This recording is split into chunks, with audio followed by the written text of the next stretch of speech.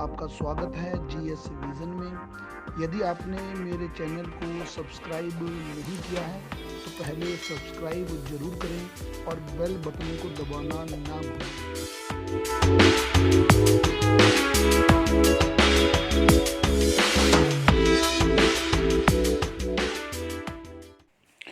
Hello दोस्तों, मैं हूं अरविंदर सिंह। मैं उम्मीद करता हूं आप सभी स्वस्थ होंगे। आज हम नॉर्थ अमेरिका कॉन्टिनेंट पर लेक्चर नंबर 3 लेके आए हैं। इससे पहले 2 लेक्चर मैं दे चुका हूं। पहले में मैंने पॉलिटिकल मैप पढ़ाया था, दूसरे में मैंने आपको माउंटेन्स, लेक्स, डेजर्ट्स ये सब पढ़ा दिए थे। तो अगर आपने वो वीडियो नहीं देखा है तो पहले उस वीडियो को जाके देखिए। आज हम पढ़ेंगे नॉर्थ अमेरिका में रिवर्स और अगले लेक्चर में पढ़ेंगे एग्रीकल्चर एंड इंडस्ट्रीज। तो इस तरीके से नॉर्थ अमेरिका जो है वो हमारा ख़त्म हो जाएगा। तो आज रिवर्स में अगर नॉर्थ अमेरिका में हम बात करेंगे तो सबसे पहले रिवर्स देखिए देखना कैसे है। पहले इस बात को जानिए कि रिवर्स पढ़ने का एक तरीका होता है। मैं आपको उस तरीके पे लेके जाऊंगा कि मैं यहाँ से स्टार्ट करूंगा रिवर्स को, इस पैटर्न पे मैं आपको रिवर्स दिखाता जाऊंगा और लास्ट में घूम के यहीं पर आ जाऊंगा। कोई भी कॉन्टिनेंट को पढ़ने का एक तरीका होता है। हम ऐसा बिल्कुल भी नहीं करते हैं कि एक जो रिवर यहाँ से पढ़ ली, एक यहाँ से पढ़ ली, एक यहाँ से नहीं। ऐसे आपको कभी याद नहीं होगा। हमेशा रिवर्स एक साइड से पढ़ेंगे और या तो क्लॉकवाइज चलेंगे या हम चलेंगे एंटी क्लॉकवाइज। तो शुरुआत करते हैं बाहर ये अमेरिका और मैक्सिको के बॉर्डर पर। यहाँ पर एक नदी बहती है रियो डी ग्रांडे। तो रियो डी ग्रांडे रिवर से करते हैं स्टार्टिंग। तो सबसे पहले जो नदी है वो आपकी है रियो डी ग्रांडे नदी, इसका नाम दिया हुआ है। ये ऊपर अमेरिका, नीचे मैक्सिको की नेचुरल बाउंड्री बनाती है। तो ध्यान रखिए कि अमेरिका और मैक्सिको की नेचुरल बाउंड्री बनाने वाली नदी कौन सी है, तो रियो डी ग्रांडे है। देखिए अगर हम इंडियन रिवर्स पढ़ते हैं तो इंडियन रिवर्स में हमें ओरिजिन और एग्जिट दोनों पढ़ना पड़ता है, यानी कि उद्गम कहाँ से हुआ और कहाँ जाके गिरी, ये दोनों पढ़ना पड़ता है। लेकिन जितनी भी हम वर्ल्ड की रिवर पढ़ेंगे यहाँ पर हमारे लिए एग्जिट बहुत खास होता है। तो इसका जो एग्जिट आ रहा है वो कहाँ पे आ रहा है, गल्फ ऑफ मैक्सिको, मैक्सिको की खाड़ी में गिरती है। तो रियो डी ग्रांडे जो नदी है वो अमेरिका और मैक्सिको के बॉर्डर पर बहती है और इसके बाद गल्फ ऑफ मैक्सिको, मैक्सिको की खाड़ी में गिरती है। इसके माउथ पर एक डेल्टा बनता है, उस डेल्टा का नाम है सैंडी डेल्टा। कई बार सवाल पूछ लेता है, पहले पूछा भी है कि सैंडी डेल्टा किस रिवर के माउथ पे बनता है, तो वो बनता है रियो डी ग्रांडे रिवर के माउथ पर। दूसरी सबसे महत्वपूर्ण नदी है मिसिसिपी। मिसिसिपी बहुत महत्वपूर्ण नदी है नॉर्थ अमेरिका कॉन्टिनेंट की। उत्तरी अमेरिका, नॉर्थ अमेरिका कॉन्टिनेंट की सबसे बड़ी नदी मिसिसिपी है। अमेरिका देश की सबसे बड़ी नदी मिसिसिपी है। उत्तरी अमेरिका कॉन्टिनेंट महाद्वीप की सबसे बड़ी नदी भी मिसिसिपी है। मिसिसिपी दुनिया में चौथी सबसे लंबी नदी भी है। चौथी सबसे लंबी नील आती है, नील के बाद अमेज़न आती है, उसके बाद यांगत्ज़ी कियांग आती है, फिर चौथे नंबर पर मिसिसिपी आती है। तो ध्यान रखिए मिसिसिपी जो है वो दुनिया की चौथी सबसे बड़ी नदी भी आएगी लंबाई में। लेकिन एक बात ये ध्यान रखना है कि अगर आपसे सवाल पूछे कि नॉर्थ अमेरिका में सबसे बड़ी लंबी नदी कौन सी है, यानी या अमेरिका में सबसे लंबी नदी कौन सी है, देखिए सबसे बड़ी पूछेगा तो मिसिसिपी बोलेंगे। बड़ी मतलब कितना पानी जो है वो समुद्र में गिराती है, वाटर वॉल्यूम को लेके हम बड़ी बोलते हैं। जो सबसे लंबी बोलते हैं वो लंबाई को लेके बोलते हैं। तो अमेरिका की सबसे बड़ी नदी तो मिसिसिपी है, लेकिन सबसे लंबी नदी मिसौरी है। मिसौरी जो नदी है ये सहायक है मिसिसिपी की। ध्यान रखिए मिसौरी मिसिसिपी की ट्रिब्यूटरी है, लेकिन मिसौरी मिसिसिपी से लंबी है। तो अमेरिका की सबसे लंबी नदी मिसौरी होगी, सबसे बड़ी नदी जो होगी वो हमारी होगी मिसिसिपी नदी। इसके अलावा फेमस आर्कनसस रिवर, उसके बाद रेड रिवर, ये इसकी फेमस ट्रिब्यूटरियाँ हैं। उसके अलावा अमेरिका के 2 बड़े जो शहर हैं वो इस पर आपको मिलेंगे। एक तो मिनियापोलिस है, उसके बाद सेंट लुइस ये भी बहुत बड़ा शहर है अमेरिका का। ये बहुत बड़े औद्योगिक शहर हैं, ये मिसिसिपी नदी के किनारे आपको मिलेंगे। ये जितने भी बड़े औद्योगिक शहर हैं ये मिसिसिपी नदी के किनारे बने हैं। तो होता क्या है कि जो भी कंटेनर होते हैं उनको जहाज़ के थ्रू समुद्र में लाया जाता है इस तरीके से। तो मिसिसिपी नदी जहाँ गिरती है, कहाँ गिरती है, गल्फ ऑफ मैक्सिको में गिरती है। तो इसके माउथ पर, इसके मुंह पर भी एक देखिए एक शहर बना है न्यू ऑरलियंस। New Orleans. तो जो शहर समुद्र किनारे और नदी के मुख पर होता है उसे बोलते हैं पोर्ट यानी कि बंदरगाह। तो न्यू ऑर्लियंस किस प्रकार का शहर है? न्यू ऑर्लियंस एक बंदरगाह यानी कि पोर्ट सिटी है। किस नदी के मुख पर है? तो मिसिसिपी नदी के मुख पर है। मिसिसिपी अमेरिका की सबसे बड़ी नदी है, लेकिन अमेरिका की सबसे लंबी नदी जो है वो मिसौरी को ही आप मानेंगे। इसके बाद नेक्स्ट, इसके बाद जो कुछ और रिवर्स हैं फेमस, आपको यहाँ पर मिलेगी जेम्स रिवर। यहाँ पर अमेरिका में जेम्स रिवर इधर अटलांटिक महासागर, अटलांटिक ओशन में गिरती है। इसके माउथ पर एक पोर्ट है रिचमंड पोर्ट। रिचमंड पोर्ट इसके माउथ पर बना है, रिचमंड। और रिचमंड पोर्ट जो फेमस है वो फेमस है टोबैको के लिए, इसलिए रिचमंड पोर्ट को बोलते हैं टोबैको पोर्ट। कई बार आपको मैच करने के लिए आता है कि कौन सा पोर्ट किस नाम से फेमस है, तो रिचमंड जो पोर्ट है वो जेम्स नदी के माउथ पर है यहाँ पर, तो उसको बोलते हैं टोबैको पोर्ट। उसके बाद ऊपर आप जाएंगे थोड़ा तो आपको हडसन नदी मिलेगी, थोड़ा नीचे है यहाँ पर हडसन रिवर। हडसन नदी जो है ये ओंटारियो झील से निकलती है। ओंटारियो झील आप लोगों को पढ़ाया था मैंने, ग्रेट लेक्स का पार्ट है, यहाँ से निकलेगी। और इस नदी के इस नदी के किनारे फेमस शहर है न्यूयॉर्क सिटी। न्यूयॉर्क शहर हडसन नदी के किनारे बना हुआ है। न्यूयॉर्क किन किन बातों के लिए फेमस है ये मैं आपसे नेक्स्ट लेक्चर में बात करूंगा। इसके बाद ऊपर इन्हीं ग्रेट लेक्स के पास से एक और नदी निकलती है पोटोमैक रिवर। इसी पोटोमैक नदी के माउथ पर बना है वॉशिंगटन डीसी। अमेरिका की राजधानी वॉशिंगटन डीसी जो है वो पोटोमैक नदी के माउथ पर है। तो ध्यान रखिए, एक तो जेम्स रिवर हो गया, इसके माउथ पर रिचमंड पोर्ट है जिसे टोबैको पोर्ट बोलते हैं, और उसके बाद हडसन के माउथ पर न्यूयॉर्क है, और इसके अलावा जो पोटोमैक है उसके किनारे आपको मिलेगा Washington DC. Washington DC USA यानी कि यूनाइटेड स्टेट ऑफ अमेरिका की राजधानी है। इसके बाद बड़ी फेमस रिवर है, लास्ट लेक्चर में आपको पढ़ाया था मैंने, ग्रेट लेक्स। ग्रेट लेक्स में 5 लेक थी, सुपीरियर, मिशिगन, ह्यूरॉन, एरी, ओंटारियो, आप लोगों को याद होगा। फिर मैंने ये भी बताया था कि इन्हीं ग्रेट लेक से आगे एक नदी निकलती है, ये इसे बोलते हैं सेंट लॉरेंस रिवर। नाम लिखा हुआ है ऊपर देखिए, सेंट लॉरेंस नदी। तो सेंट लॉरेंस नदी जो है वो ग्रेट लेक से आगे निकलती है।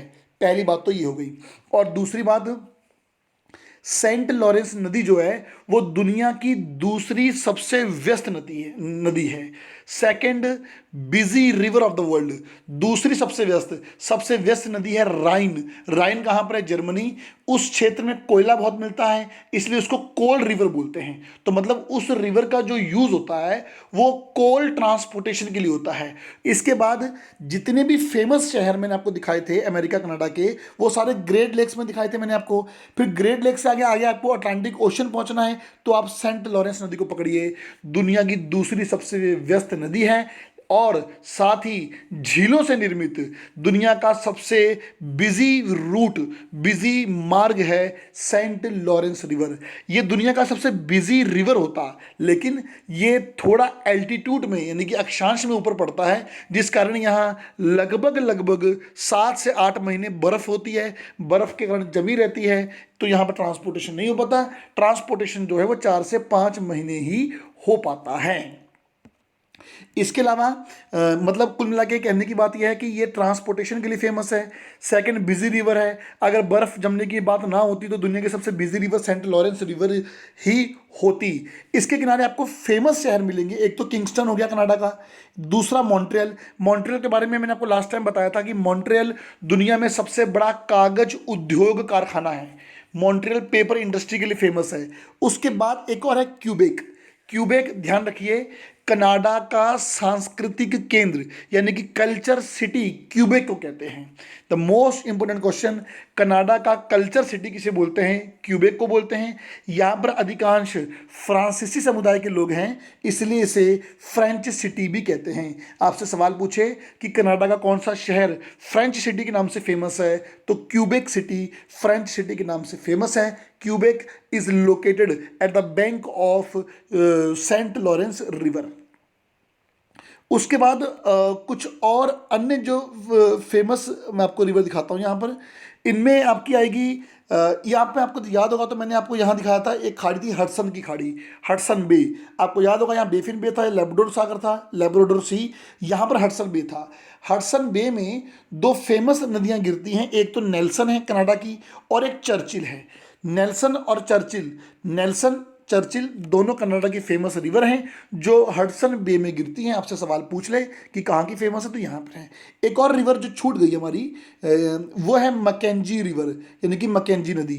मैकेंजी नदी आपको याद होगा तो मैंने आपको कैनेडियन शील्ड में लेक्स पढ़ाई थी, ग्रेट बियर, ग्रेट स्लेव।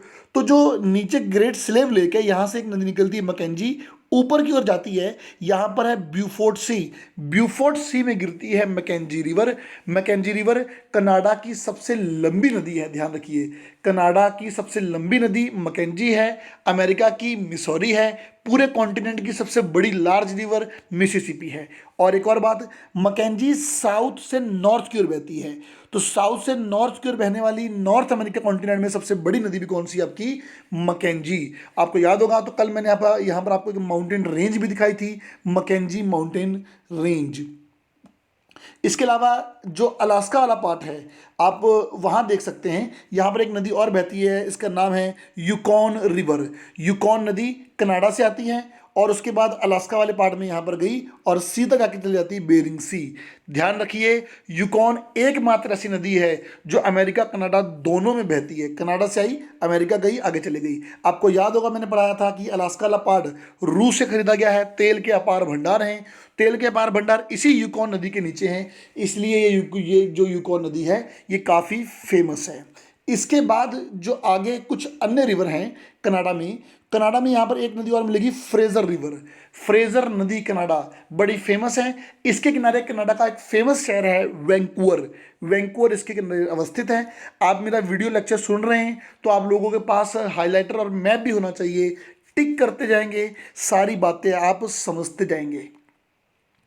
इसके बाद आगे बढ़ेंगे तो हमें नेक्स्ट रिवर मिलेगी कोलंबिया। ये अमेरिका कनाडा का जो पार्ट है, यहाँ पे एक नदी बहती है कोलंबिया। कोलंबिया रिवर जो है वो प्रशांत महासागर में गिरने वाली इस कॉन्टिनेंट की सबसे बड़ी नदी है। अभी तक जो इधर नदियाँ गिर रही थी वो सारी अटलांटिक में गिर रही थी, इधर आपको पता है कि पैसिफिक है, तो पैसिफिक ओशन में गिरने वाली नॉर्थ अमेरिका कॉन्टिनेंट की सबसे बड़ी नदी जो है वो कोलंबिया है। इसकी एक सहायक नदी है स्नेक नदी, स्नेक इसकी सहायक है। इस नदी पर एक फेमस डैम बना है ग्रैंड कुली डैम। यूपीएससी और स्टेट पीसीएस सवाल पूछ चुका है कि ग्रैंड कुली डैम किस नदी पर है, तो कोलंबिया नदी पर। अंतिम और लास्ट नदी यहाँ पर आपको मिलेगी, रॉकी को चीरते हुए आगे आती है, कोलोराडो नदी, कोलोराडो रिवर, अमेरिका बड़ी फेमस रिवर है Colorado. Gulf of California, California की खाड़ी में ये नदी गिरती है, यानी कि पैसिफिक ओशन में नदी गिरती है। और इसके साथ ही एक बात ध्यान रखिए कि ये ऊंचे ऊंचे पहाड़ों से होकर आती है, और जब नदी ऊंचे ऊंचे पहाड़ों पर बहती है तो ध्यान रखिए नदी यू टाइप नहीं वी टाइप की वैली बनाती है, वी टाइप, दिस वन। और जब वी टाइप की वैली बहुत ही संकरी होती जाती है, यानी गहरी होती जाती है, तो उसे बोलते हैं ग्रैंड कैनियन, ग्रैंड कैनियन। तो बहुत बार सवाल बना है, रिपीट भी हुआ है कि वर्ल्ड में कौन सी नदी ग्रैंड कैनियन के लिए प्रसिद्ध है, तो कोलोराडो नदी ग्रैंड कैनियन के लिए प्रसिद्ध है, जो रॉकी माउंटेन से होकर जाती है। आप अपने मैप में देख भी लीजिए, वहाँ पर साफ लिखा होगा ग्रैंड कैनियन, कोलोराडो नदी के रूट यानी कि रास्ते पर आपको बड़ा बड़ा साफ साफ दिखाई देगा कि वहाँ पर लिखा है ग्रैंड कैनियन। इस नदी के ऊपर एक बहुत ही फेमस डैम है जिसका नाम है Hoover dam, Hoover dam USA. तो हूवर डैम अगर आप देख पा रहे होंगे तो आप थोड़ा एक डैम देख रहे हैं जो कर्व फॉर्म में है, ये सीधा नहीं है। जैसे आपने टिहरी डैम देखा होगा, अदर डैम देखे होंगे, इसकी और पिक्चर देखिए, तो ये जो डैम है ये ऐसे कर्व फॉर्म में आ रखा है। तो ध्यान रखिए ऐसा डैम जो कर्व फॉर्म में बनता है उसे बोलते हैं आर्च डैम, इसको आर्च डैम बोलते हैं। मोस्ट इंपोर्टेंट क्वेश्चंस, आप डैम को बारे में नहीं जानते तो जान लीजिए, जो कर्व फॉर्म में बनता है उसे आर्च डैम बोलते हैं। एक डैम और होता है इम्बैकमेंट डैम। इम्बैकमेंट डैम जैसे कि टिहरी डैम क्या होता है मैं आपको शॉर्ट में समझाता हूँ। मान लीजिए कि ये क्रस्ट है, यानी कि ये पहाड़ का हिस्सा है, तो क्या करते हैं कि यहाँ से क्रस्ट की खुदाई कर देते हैं, इस वाले पार्ट से क्रस्ट की खुदाई करेंगे। क्रस्ट की खुदाई करने के बाद कंक्रीट या मिट्टी जो भी उसको बाहर निकाल लेंगे। बाहर निकालने के बाद अब पहले इसके अंदर स्टील शीट डालते हैं, एक मोटी स्टील शीट, ताकि भविष्य में पानी कभी लीक ना हो। मोटी स्टील शीट डालेंगे, फिर बाद में जो कंक्रीट है उसको डालेंगे। तो मतलब अर्थ को डग आउट करके यानी कि उसको खोद के स्टील शीट डालना कंक्रीट के साथ, उसे इम्बैकमेंट डैम बोलते हैं, जैसे कि टिहरी डैम। लेकिन अगर वो डैम कर्व के फॉर्म में है तो उसे बोलते हैं आर्क डैम या आर्च डैम बोलते हैं। अब आप पूछेंगे कि ऐसे डैम कहाँ बनाने पड़ते हैं। ध्यान रखिए, जहाँ पर नदियों की वैली यानी घाटियाँ बहुत नैरो होती हैं, जहाँ नदियों की घाटियाँ बहुत नैरो होती हैं यानी कि संकरी होती हैं, वहाँ पर हमेशा आर्च डैम ही बनते हैं, क्योंकि नदी का बहाव बहुत तेज होता है। नदी के बहाव को रोकने के लिए डैम को इसी प्रकार की शेप देते हैं। ये वाला जो पार्ट है देखो, ये पहले आएगा पानी के रास्ते में, यहाँ से पानी आएगा फिर डाउन स्ट्रीम जाएगा, है ना।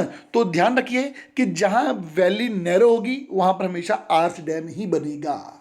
तो अगली वीडियो में मिलता हूँ एग्रीकल्चर और इंडस्ट्रीज के साथ। तब तक अपना ध्यान रखिए। Thank you very much.